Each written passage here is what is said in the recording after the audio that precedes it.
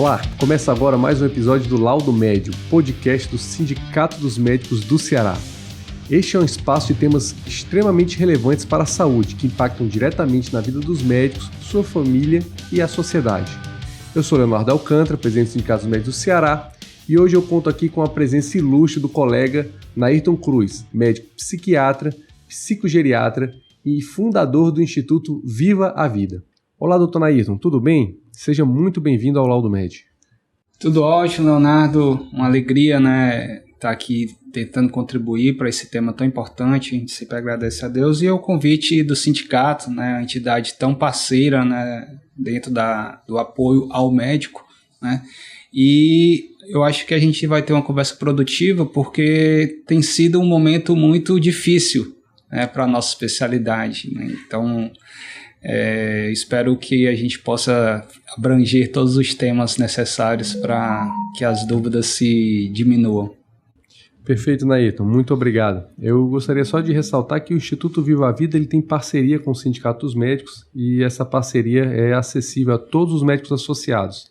É só entrar lá no nosso clube de vantagens e você vai ver lá os critérios, como funciona a parceria. Então é mais um serviço aí que o Sindicato dos Médicos oferece aos seus associados.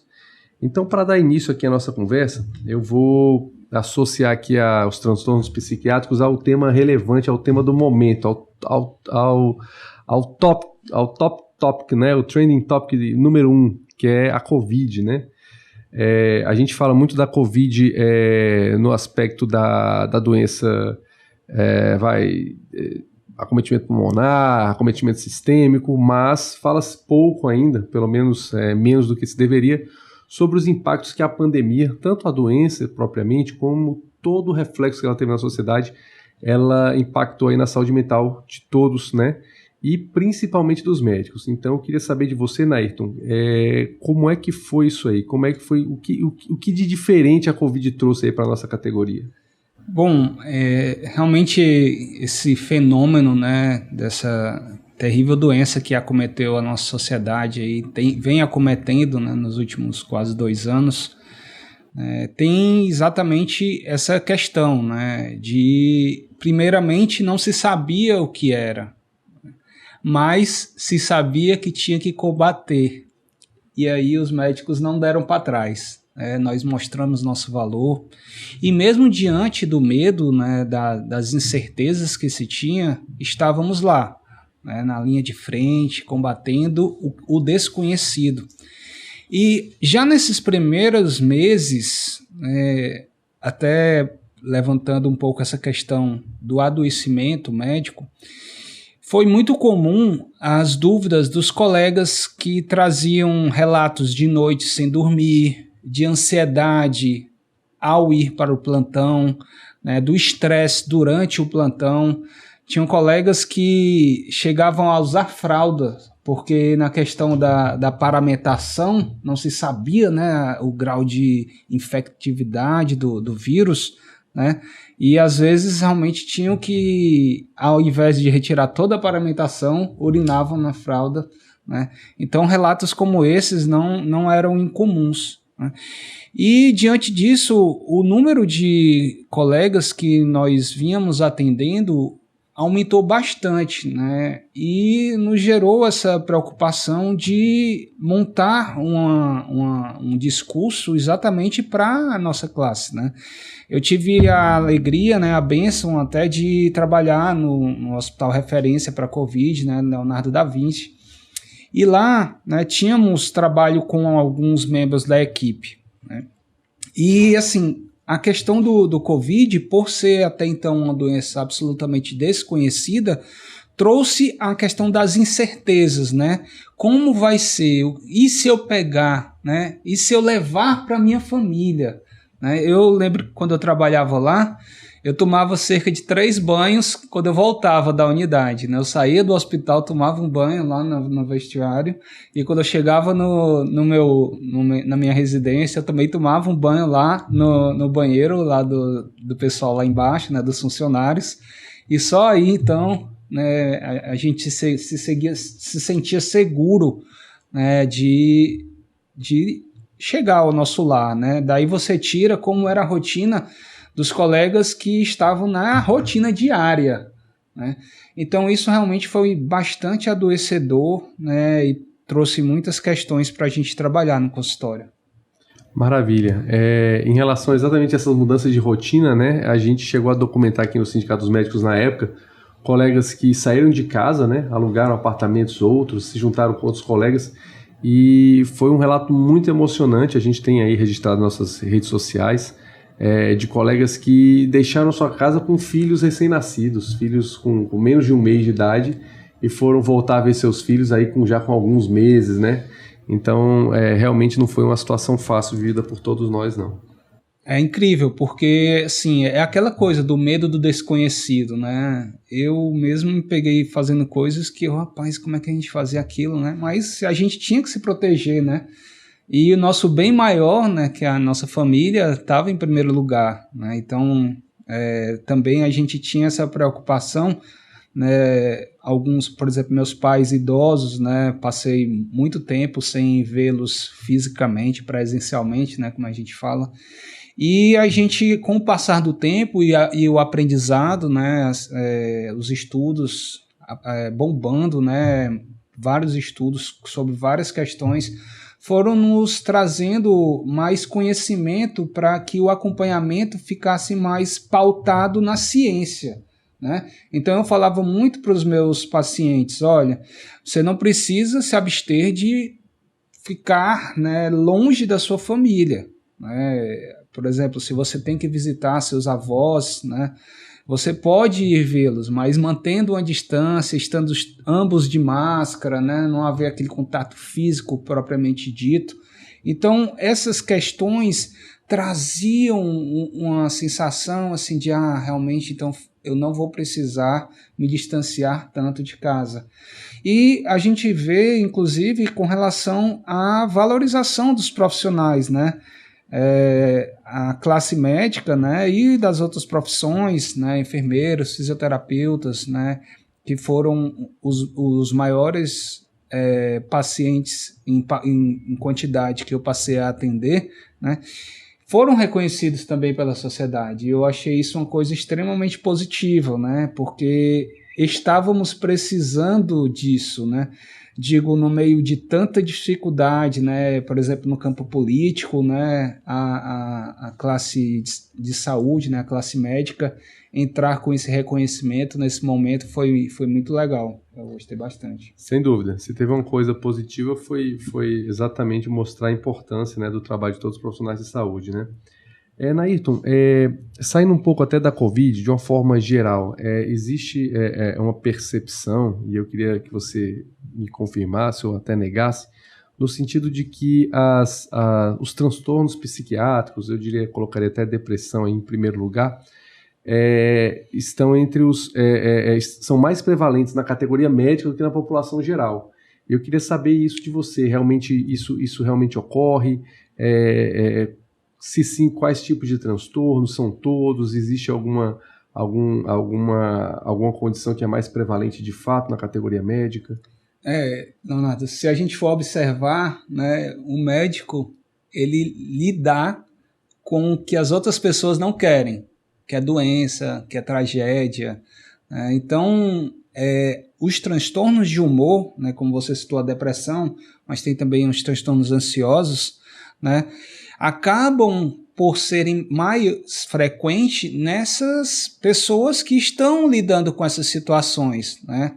A gente brinca muito que ainda existe dentro das pessoas que veem desgraças, as pessoas que veem as desgraças rejeitadas pelas desgraças, né? Que são os psiquiatras, por exemplo, que trabalham no serviço público, né? A gente, né, eu me vanglorio muito disso, eu trabalho no SUS, né? E assim, no SUS a gente já vê muitas questões difíceis, né? Pacientes que não têm dinheiro para comprar medicação, não tem dinheiro às vezes para ir ao médico, né? E a gente trabalha com paciente psiquiátrico do SUS, né? Que já é aquele paciente que é rejeitado pelos próprios pacientes do SUS, né? Então, essas questões em termos de prevalência, né, você vivendo aquilo diariamente, aumenta sim os transtornos do humor em médicos, né? Principalmente por questões ligadas à frustração, né? Você não conseguir melhorar aquele seu paciente, você sabe o que ele tem que tomar, sabe a medicação correta, mas às vezes ele não tem, você tem que passar uma medicação depois da alimentação. Às vezes ele não tem alimentação para tomar, né? Então, às vezes essas questões, né, são várias, né, sociais, realmente afetam demais e levam a essas prevalências terríveis, né? Quando a gente para pensar, o médico ele tenta organizar tudo que era já para estar bem feito. Quando a gente trata, por exemplo, uma diarreia, a gente sabe que aquela diarreia veio das más condições em que o paciente está inserido, de uma má alimentação, né, de uma má condição financeira. Então, teoricamente, aquilo não era para existir, né? Então, quando a gente lidar com esse tipo de situação, a frustração, né, a decepção, realmente mina nossa capacidade de resiliência, né?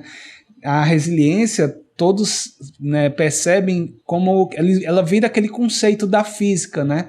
Que quanto mais resiliente, por exemplo, uma mola, mais ela tem capacidade de esticar e voltar para o seu estado original.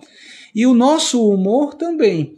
Quanto mais resilientes somos, mais nós, né, nos lidamos com desgraças, né, com doenças, com tragédias, e sabemos que ao tentar ajudar, nós temos que voltar para o nosso estado normal para aguentar as situações que ainda vão vir, para nos prepararmos para o próximo paciente, né, para voltar do trabalho para a família, para os amigos. Então, quanto mais resiliente, melhor a chance de você não ser acometido pela depressão, como você citou, mas pela ansiedade também.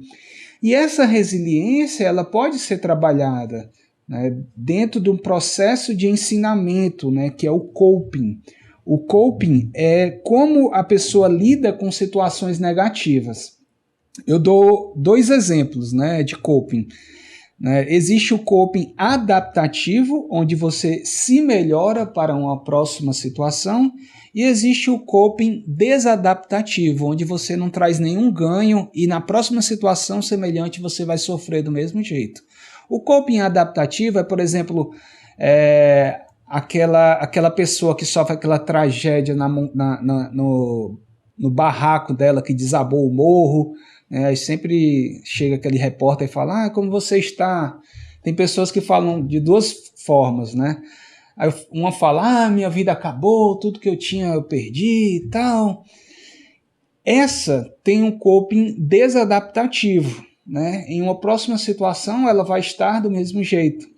E existe aquele que fala, pelo menos 5 minutos antes eu saí com minha família, ninguém se feriu, né? Tudo que tinha a gente pode reconstruir e tal. Então você vê que esse coping é adaptativo, essa pessoa tem uma resiliência maior.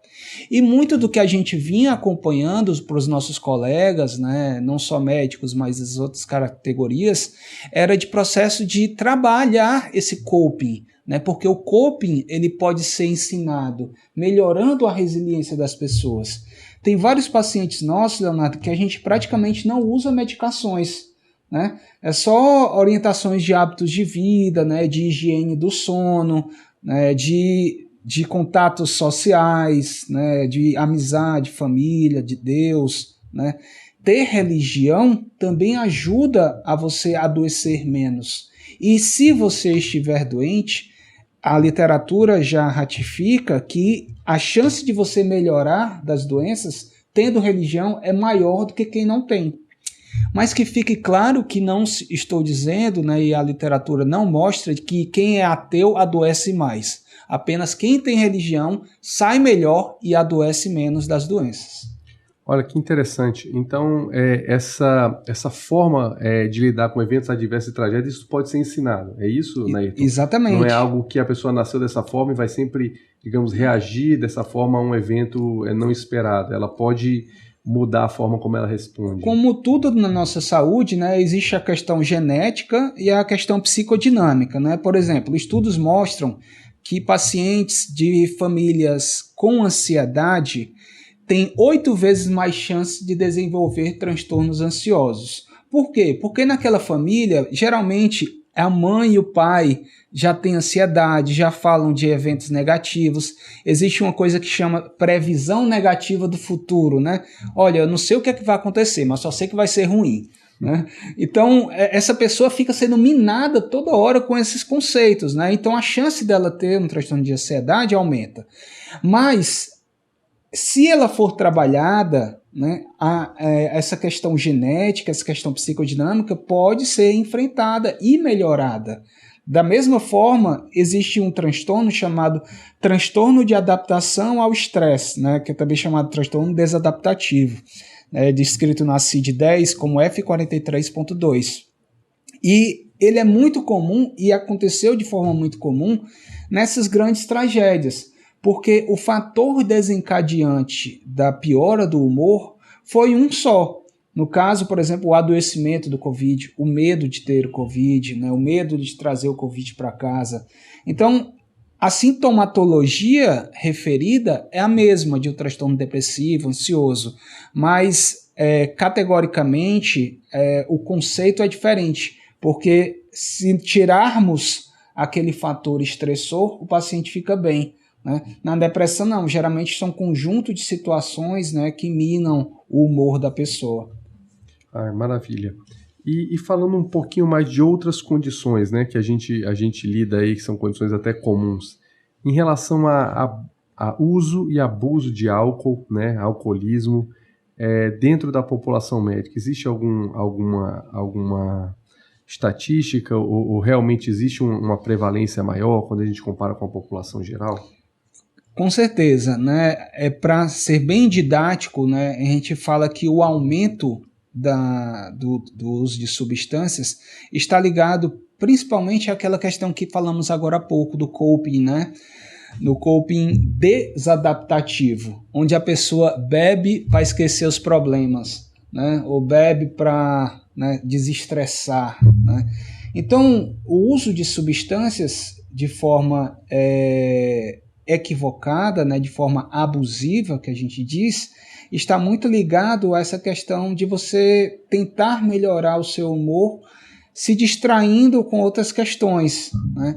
Então, o número de pessoas, né, de médicos, né, de profissionais que passaram a usar álcool aumentou bastante nessa pandemia, e inclusive levando a outras consequências, né, como tragédias no trânsito, suicídio, né, que aumentou bastante também entre os profissionais de saúde. Então, uma coisa errada que leva a outra coisa errada, né? Ou seja, sem a orientação, sem a devida orientação, as coisas não funcionam da maneira correta, né? E a gente coloca muito para os pacientes, né? A maioria das pessoas já sabe, mas quem procura o psiquiatra hoje em dia são as pessoas mais inteligentes que existem, porque são as pessoas que estão vivendo, né? Estão seguindo sua rotina, mas percebem que tem alguma questão que não está permitindo com que ela viva com tranquilidade, né? com plenitude, né? Às vezes é uma questão do sono, às vezes questão de irritabilidade, e ela se reconhece que esse problema não tem um início no coração, no rim, no pulmão, é no comportamento, é nas emoções. E ela, mais uma vez, lembra que existe um profissional médico que é especialista nisso, que é o psiquiatra. Né? Então, assim, grande parte, a imensa maioria dos meus pacientes são pessoas, né, bem-sucedidas, mas que, assim, percebem que existe algo a se trabalhar para melhorar. E é isso que é a satisfação do nosso trabalho, né? Os colegas psiquiatras, né, que vão nos ouvir vão concordar comigo que, assim, quando a gente encontra o caminho correto, né, a medicação, a orientação correta, e vê a vida da pessoa dando um salto para a melhoria, esse é o real pagamento, sabe? Então, a gente né, por exemplo, do SUS, né, quando a gente reinsere aquele paciente que era isolado, que era, né, vítima de bullying, não só das pessoas ao redor, mas da própria família, para se mostrarem produtivos e valorizados, né, a gente sente uma satisfação muito grande. Então, essa questão não só do uso de álcool, né, que é a droga ilícita mais comum, tá? A mais perigosa de todos, a que mais mata, a que mais leva a tragédias no trânsito, a que mais leva ao suicídio, mas o médico também tem acesso a outras drogas, né, como anestésicos, né? Dentre as especialidades médicas, a classe que mais, né, tem estudos mostrando o uso abusivo de substâncias os anestesistas, né? Estão os anestesistas, né, que tem exatamente. Sem dúvida, a facilidade de acesso, né, é o que... Exatamente. Então, todas essas questões, mas eles buscam aquilo para tentar se melhorar, quando a saída seria procurar realmente uma ajuda de um profissional capacitado, né? E aí sempre vem aquela, né, mas quem eu procuro primeiro, né, o psicólogo, o psiquiatra, né? E a gente, né, coloca, né, que existe uma questão. Se você não está satisfeito, procure um especialista em saúde mental. Porque se você for procurar um bom psicólogo, ele vai saber que tem que caminhar para um bom psiquiatra. E se você for procurar um bom psiquiatra, ele vai saber que tem que caminhar para um bom psicólogo.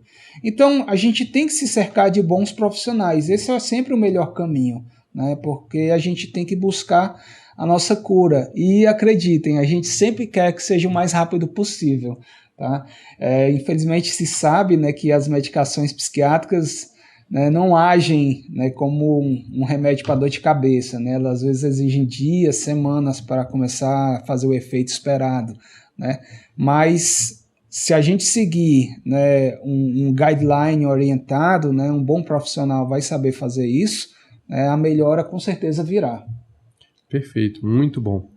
Eu queria falar de uma outra condição que tem sido falada muito. É uma condição que tem sido falada recentemente e ela está muito associada a profissionais que têm carga de trabalho. Eu queria até que você me confirmasse isso, né? Mas a minha percepção é que está relacionada a profissões com carga horária de trabalho muito extensa ou que lidam com situações muito estressantes, como é o caso dos médicos, que é o burnout, né?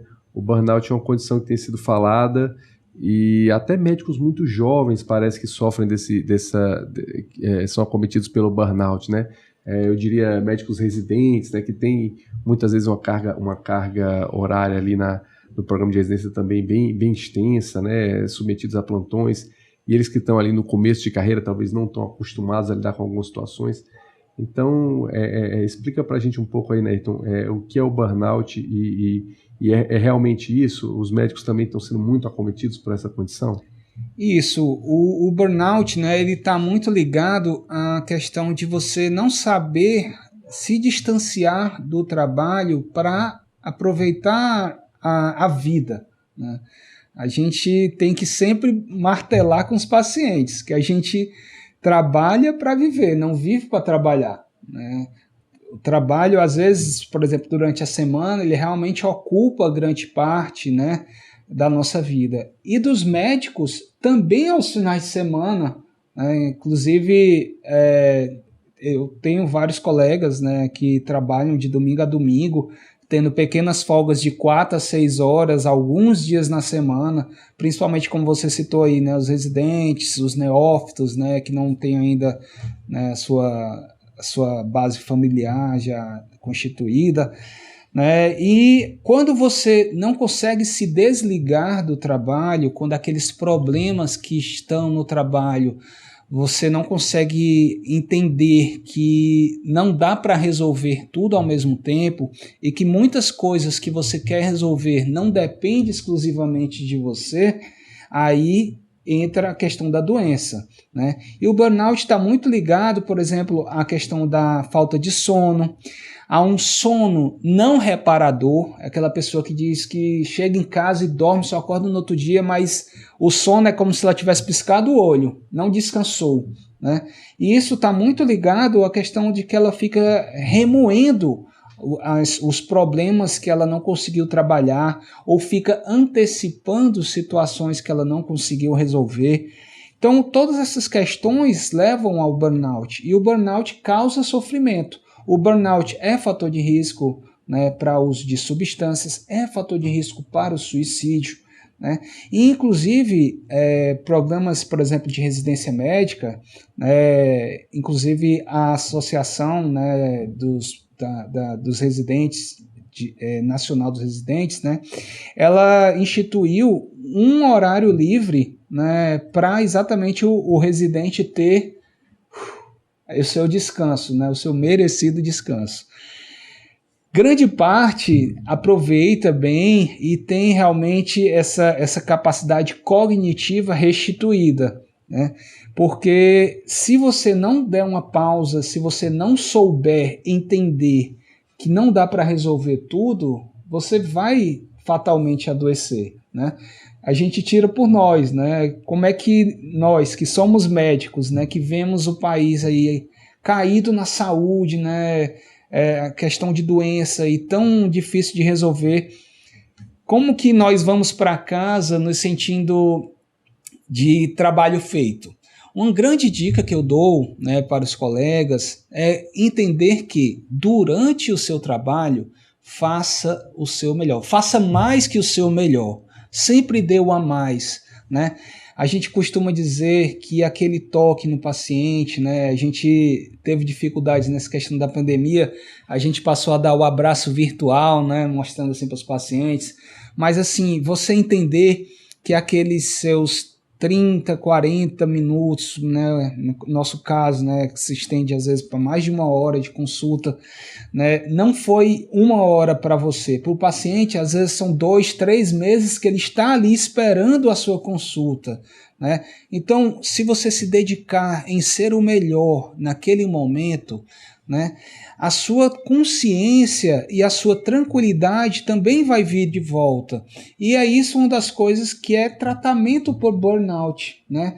Por burnout a gente usa, por exemplo, antidepressivos, indutores do sono, ansiolíticos, né? Mas se você apenas utilizar as medicações e não der essas orientações, você vai estar fingindo que está se tratando, né? É por isso que a consulta com o psiquiatra demora tanto, né? Se fosse só dar uma receita daquele comprimidinho branco com tracinho no meio, eu brinco muito, né? Que eu treinava um macaquinho que eu tenho ali, que ele fazia por mim e pronto, tchau, né? O que a gente faz, né, na nossa consulta é exatamente dar orientações de como você não entrar mais naquele ciclo, né, doentio.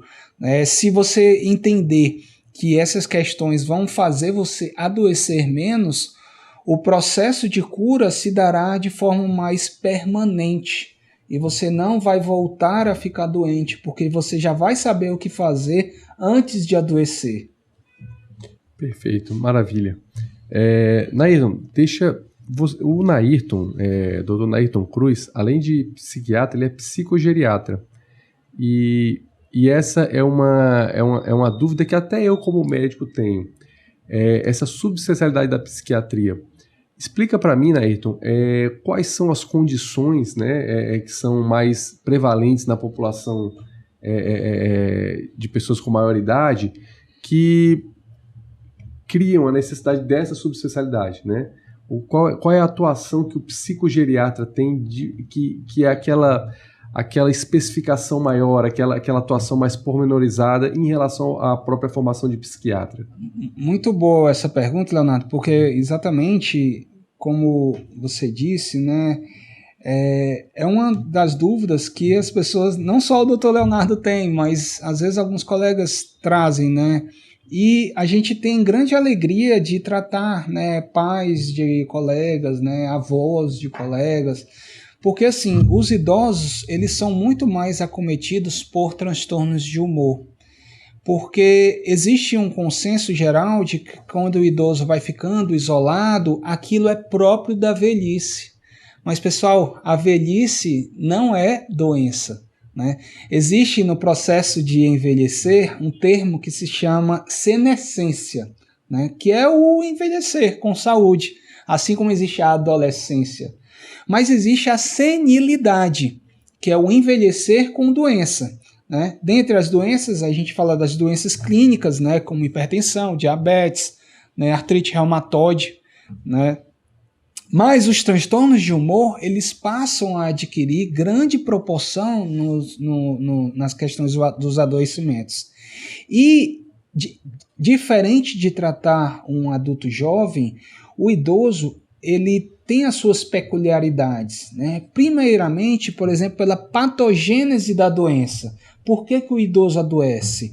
Geralmente, ele traz questões ligadas a as percepções que ele teve no sucesso de vida, as questões de perdas, né, de parentes, né, de pessoas queridas, de amigos. A gente, né, a turma da faculdade estava conversando, né, sobre encontros de turma e tal, e um colega nosso, né, um querido amigo, falou que ele tem um tio lá de Recife, né, que já tem 95 anos, e toda festa da turma foi diminuindo as pessoas, e esse ano só tinha ele, né, para ir. Então, esses impactos, né, trazem aquela questão de você se perguntar, né, poxa, eu sou o próximo, né, por que está acontecendo comigo? Então, a abordagem que a gente tem que fazer do idoso traz todas essas nuances que a gente coloca, né? Recentemente, né, tivemos a alegria, né, a bênção de sermos convidados para participar da SBGG, né, nossa diretoria da Regional do Ceará. Né, e a Sociedade Brasileira de Geriatria e Gerontologia, ela prega muito o estímulo ao envelhecer com saúde, né, a prática de atividades físicas, né, a questão dos contatos sociais. Né, tem pacientes meus que falam, né, doutor, nasceu mais um neto meu, e eu escutei falando, né, que neto é um filho com açúcar, né? Então, a questão dos familiares também puxarem o idoso para o não adoecimento, né? Eu sempre brinco, né, que com meus pacientes tem a regra dos 3, né? Então, até a terceira consulta eu tenho que ter conhecido pelo menos 3 membros da família, né? Não só, né, presencial, mas a gente faz muito atendimento por telemedicina. Nossos pacientes, né, eu fiz minha formação em São Paulo, nossos pacientes lá voltaram, né, e uns foram indicando. A gente tem pacientes do exterior, né, que por telemedicina a gente tem conseguido dar essa ajuda. Então, a questão com o idoso está muito ligado a essas nuances. Por exemplo, de você entender que grande parte do adoecimento do idoso também são por doenças orgânicas, né? E é interessante alguns pacientes estranharem quando a gente vai fazer o exame físico, né? Quando a gente vai aferir a pressão, quando a gente vai ver como que está, por exemplo, a dentição, né? A gente trata também transtornos demenciais, né? A questão da doença de Alzheimer, né? O estresse do cuidador, de quem está com aquele paciente idoso. Então, todas essas abordagens são vistas pela psicogeriatria. E a questão desta avaliação nos aproxima, nos traz de volta ao cuidado clínico que a gente tem que ter com os pacientes, né? Então a gente volta a estudar as doenças que a gente meio que na psiquiatria deixou de lado. Então realmente foi um ganho muito grande, né? Eu passei 4 anos lá na USP em São Paulo e assim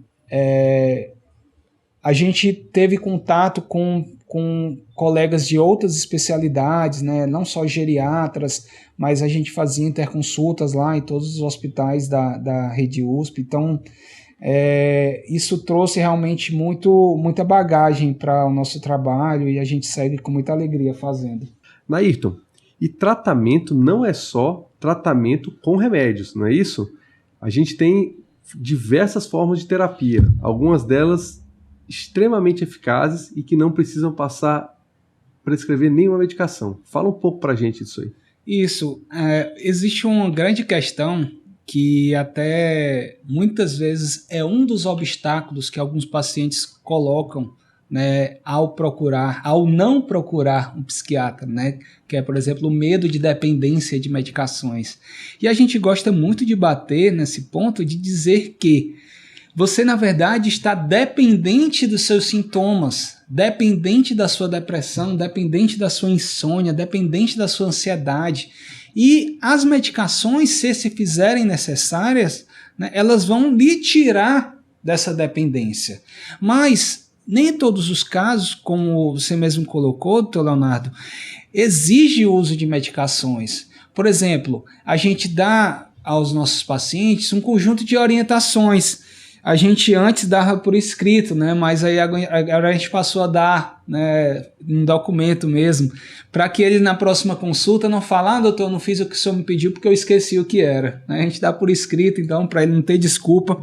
E quando a gente dá por escrito, né, o paciente tem a chance, né, de rever, né, poxa, o que é que daqui eu não estou fazendo que me faz bem, né? Uma das coisas que a gente coloca, por exemplo, para atividade física, né, muitos pacientes falam, então eu vou logo comprar minha esteira e tal, para botar lá na minha casa. Não, o melhor da atividade física é a atividade aeróbica ao ar livre, sob o sol, né, em que você esteja na praça ou na praia, né, e está ali caminhando, recebendo aquela brisa, de repente você encontra alguma pessoa conhecida, né, de repente você vê uma pessoa dando uma topada, dá aquele sorriso, né, de repente você entende que a vida está fora também daquele local que você está se isolando.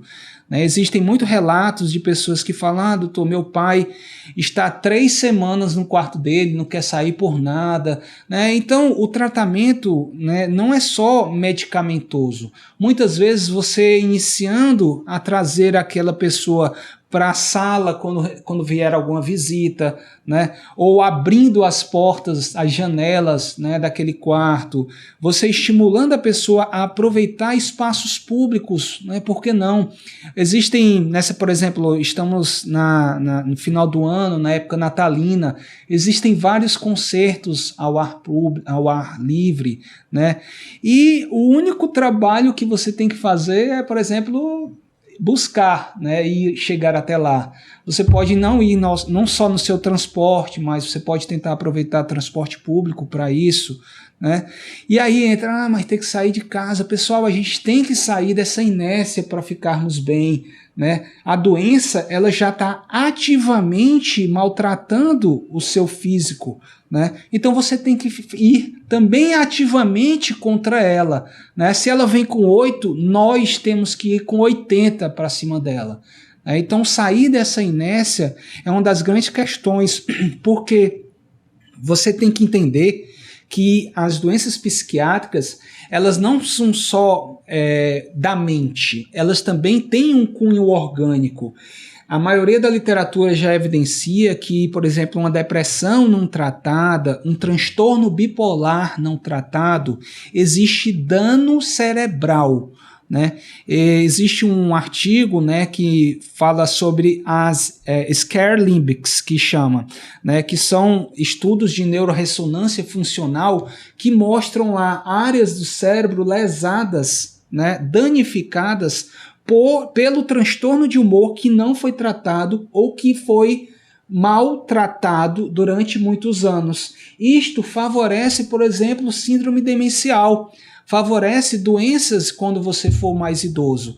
Então a questão não é só, dá para eu ir levando, eu não estou tão bem não da depressão, mas dá para eu ir levando. Não, pessoal, a doença tem que ser sempre buscada a remissão completa dos sintomas, para exatamente não haver, por exemplo, recidiva, né? E essa recidiva que a gente tem que ter medo, principalmente quem tem história familiar, né? Então entenda, o tratamento com o psiquiatra, né, o tratamento da saúde mental nem sempre exige farmacologia, nem sempre exige remédios. Que maravilha. Falando aqui com o Dr. Nairton Cruz, psiquiatra, psicogeriatra, e fundador do Instituto Viva a Vida. Nairton, essa conversa está muito boa, a gente vai chegando aqui ao final dela e eu queria agradecer muito a sua participação. Foram ensinamentos, aí, colocações muito importantes que eu tenho certeza que os colegas médicos vão fazer grande usufruto. Reforço aqui que o Instituto Viva a Vida tem parceria com os sindicatos médicos e vocês podem acessar a parceria através do nosso clube de vantagens através do portal lá do Sindicato dos Médicos, sindicatosmedicosdoceara.org.br. Nairton, então deixo aqui para você as palavras finais, algum assunto que a gente não tratou, que você queira levantar, fique à vontade. Bom, uma das coisas que a gente coloca, né, dentro do nosso trabalho do Instituto é exatamente, né, o nome, né, do Viva a Vida, né? Por que viver a vida, né? A gente coloca, né, que esse nome vem de duas intenções, né? De dar uma sacudida no paciente, né? Ó, viva a vida, né? Pare de tentar buscar, né, picuinhas, né? Pare de se preocupar tanto com coisas que ainda nem aconteceram e passe a entender que a vida ela é para ser vivida, ela é para ser comemorada, né? E não só viva a vida, como viva a vida, né? A gente coloca, né, até no nosso próprio símbolo que, assim, nós todos temos emoções para serem vividas. E quando a gente acha que, por exemplo, quando eu me trato da depressão, eu nunca mais vou ficar triste, esse é o grande erro. Porque nós não somos porta, nós não somos feitos de pedra, nós temos emoções, né? E quando essas emoções elas passam a ser reprimidas, aí que entra a questão da doença. Então, se tudo que a gente for pensar, a gente não nos der a liberdade de entender, não, eu sou um ser humano, eu sou feito de emoções, né? E tudo que a gente for pensar, a gente não se der licença para sofrer, né? A gente tira, por exemplo, doutor Leonardo, as questões dos pacientes que perdem entes queridos, né? A gente teve muito essa questão da Covid, né? As pessoas realmente perdendo as pessoas queridas, né? Então, assim, o que a gente traz para essas pessoas é que, assim, você tem que se dar o direito de ficar triste, né? Eu não sei se a gente consegue mostrar aqui, tá? Mas esse é o símbolo das emoções pelas quais todos nós passamos, né? Se você vê, temos alegria, raiva, angústia, medo, esperança, né? Todos nós temos que ter essas emoções, porque é isso que nos faz humanos, né? Mas não é incomum dos pacientes falar, doutor, que bom que o senhor tratou a minha depressão, que eu tinha já há 15, 20 anos, né? Daí você se pergunta, né? Você ter 15 a 20 anos de depressão e nunca tratou adequadamente, será que você não foi muito passivo, né, em não procurar ajuda, né? Ou você foi aceitar aquela coisa que alguns falam, né? Eu tava levando, né? Tava empurrando, né? Tem até uma música, né? Deixa a vida me levar, a vida leva eu. Né? O pior de tudo, tem gente que fala, tô do jeito que Deus quer, né? Deus não quer a gente assim, né? A gente tem que ser cheio de vida, dinâmico, né? Com planos, né? E é isso que a gente tenta promover para os nossos pacientes, né? Uma vida em saúde, né? E eu sempre falo, né? Viva a vida. Perfeito, muito obrigado, Nairton. Colegas, esse foi mais uma edição do Laudo Médio, podcast do Sindicato dos Médicos do Ceará. Obrigado a todos e tenham um bom dia.